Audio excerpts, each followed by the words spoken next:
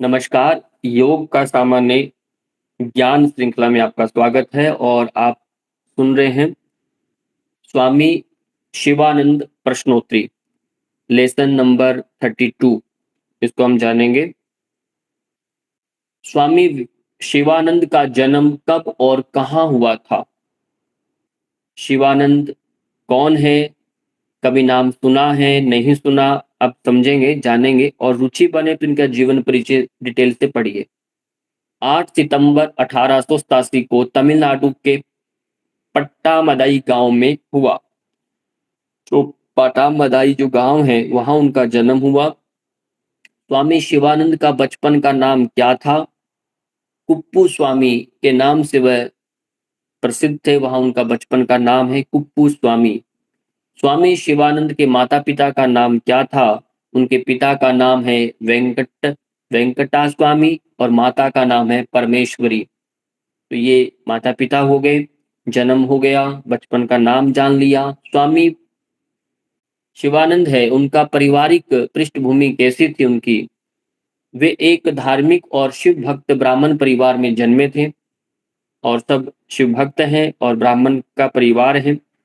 कुप्पू स्वामी बचपन में किसके प्रति आकर्षित थे? उनको सबसे अच्छा प्रिय क्या लगता था? क्या रुचि थी? वे धार्मिक ग्रंथों के प्रति, भक्ति और सेवा के प्रति उनका आकर्षण था। तो ये उनमें स्वतः ही एक संस्कार के रूप में प्रारब्ध समझिए, घर का माहौल समझिए, तो उनके कारण उनमें ये ओतप्रोत था। स्वामी शिवानंद ने किस क्षेत्र में शिक्षा प्राप्त की? उन्होंने चिकित्सा विज्ञान यानी एलोपैथी मेडिसिन की पढ़ाई की। देखिए, ध्यान देना है, ये एलोपैथी मेडिसिन के डॉक्टर थे और उसका अध्ययन किया। डॉक्टर के रूप में उन्होंने किस देश में सेवा की थी? वह मलेशिया में, वो वहां पर नियुक्त थे, वहां वो सेवाएं दे रहे थे डॉक्टर के रूप में। डॉक्टर के रूप में उनका व्यवहार कैसा था? वे निस्वार्थ भाव से रोगियों की सेवा करते थे और गरीबों को मुफ्त इलाज व दवाइयाँ भी देते थे। तो ये उनका एक भाव से उनका सेवा भी करते थे।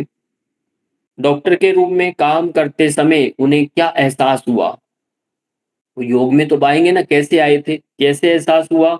शारीरिक रोगों से अधिक मानसिक और आत्मिक पीड़ा को दूर करना आवश्यक है। ऐसा उन्होंने महसूस किया, क्योंकि फिजिकल रोग तो बहुत कम है। लोग अक्सर बीमार जो है वो मानसिक रूप से और आध्यात्मिक जो आत्मिक स्वयं की पीड़ा से ही दुखी हैं। तो उसको दूर करना उन्होंने अनुभव किया। चिकित्सा छोड़ने के बाद उन्होंने क्या निर्णय लिया फिर? तो आध्यात्मिक साधना के लिए अपने जीवन को समर्पित कर दिया कि नहीं, वास्तव में ये मार्ग अलग है और उसमें वो आए और इस मार्ग को अपनाया, आध्यात्मिक साधना को। स्वामी शिवानंद ने संन्यास कब और किससे लिया? ये प्रश्न आता है।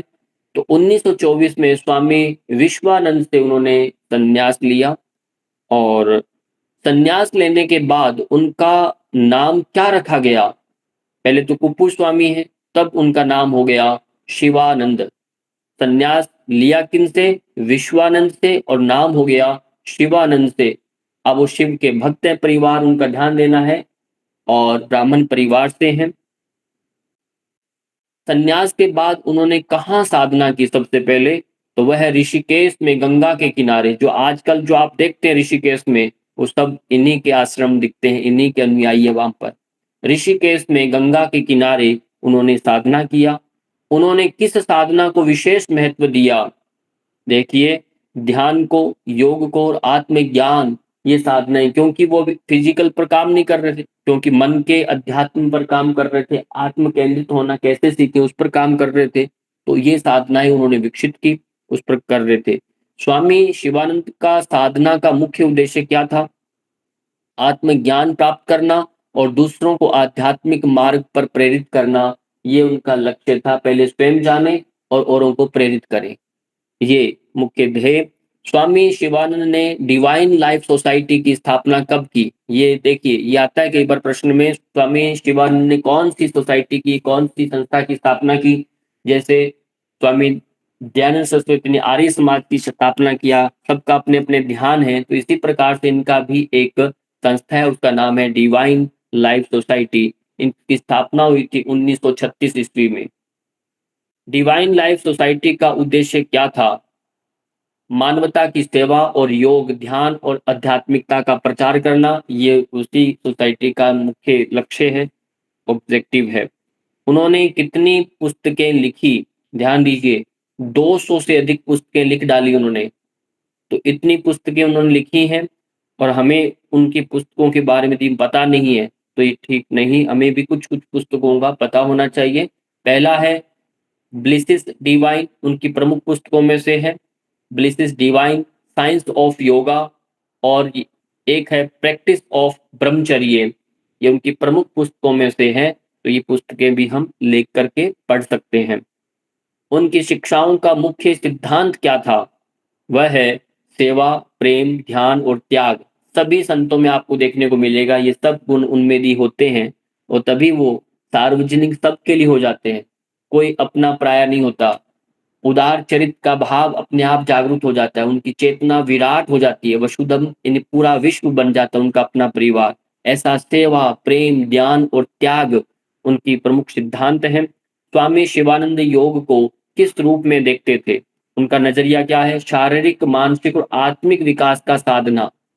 शरीर का भी विकास हो और मानसिक और आत्मिक तीनों, यानी जो हम दुःख बोलते हैं, वो तीनों दुःख उनको कैसे निवृत्ति हो जाए, ऐसा वो साधना को लेते थे योग की। उनके अनुसार सच्चा धर्म क्या है? सभी धर्मों का सम्मान करें और आत्मज्ञान प्राप्त करना, ये उनका एक सच्चा धर्म है। उनकी सबसे महत्वपूर्ण शिक्षा क्या थी?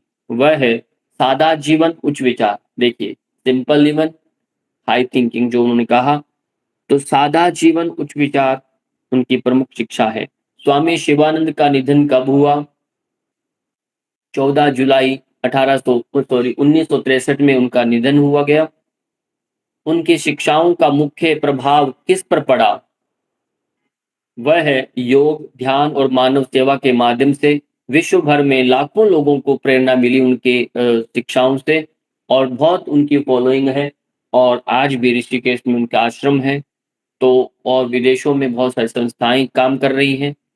तो इस प्रकार से स्वामी शिवानंद सरस्वती का जीवन योग में था और हमारे लिए आदर्श है, हमारे को प्रेरणा देता है। इसी के साथ आप सबका बहुत-बहुत धन्यवाद। नमस्कार।